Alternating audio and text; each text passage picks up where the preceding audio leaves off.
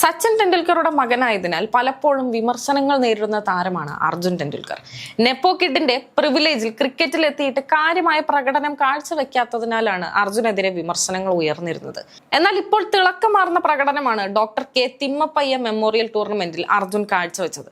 ഇത് താരത്തിന്റെ പുതിയ ഉദയമാണെന്നാണ് ആരാധകർ വിലയിരുത്തുന്നത്. ക്രിക്കറ്റിന്റെ ദൈവമായ സച്ചിൻ ബാറ്റിംഗിലാണ് തിളങ്ങിയിരുന്നതെങ്കിൽ മകൻ അർജുൻ പക്ഷെ ബൗളിംഗിലാണ് തിളങ്ങുന്നത്. ഡോക്ടർ കെ തിമ്മപ്പയ്യ മെമ്മോറിയൽ ടൂർണമെന്റിൽ ഗോവയ്ക്ക് വേണ്ടി കളത്തിലിറങ്ങിയ അർജുൻ 2 ഇന്നിംഗ്സിലുമായി 9 വിക്കറ്റുകളാണ് പിഴുതെറിഞ്ഞത്.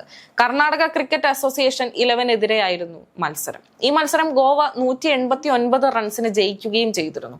അർജുൻ 26.3 ഓവർ എറിഞ്ഞ് 87 റൺസ് വിട്ടു നൽകിയാണ് സച്ചിൻ ടെണ്ടുൽക്കറിന്റെ മകൻ കൂടിയായ അർജുൻ 9 വിക്കറ്റ് നേടിയത്. ആദ്യ ഇന്നിംഗ്സിൽ 5ഉം രണ്ടാം ഇന്നിംഗ്സിൽ 4ഉം വിക്കറ്റാണ് താരം നേടിയത്. അർജുന്റെ ബൗളിംഗിന് മുന്നിൽ കർണാടക 36.5 ഓവറിൽ 103 റൺസിന് എല്ലാവരും പുറത്താവുകയായിരുന്നു. 52 റൺസ് എടുത്ത അക്ഷൻ റാവു ആണ് ടീമിന്റെ ടോപ്പ് സ്കോറർ.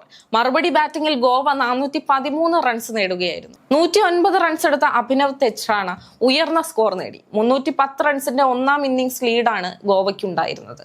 പിന്നാലെ രണ്ടാം ഇന്നിംഗ്സിനെത്തിയ കർണാടക 121-ന് ഓൾ ഔട്ട് ആവുകയായിരുന്നു. 10 ഓവർ എറിഞ്ഞ അർജുൻ 55 റൺസ് വഴങ്ങിയാണ് 4 വിക്കറ്റ് എടുത്തത്. 2022-23 സീസണിൽ ഗോവയ്ക്കായാണ് അർജുൻ രഞ്ജി ട്രോഫിയിൽ അരങ്ങേറിയത്.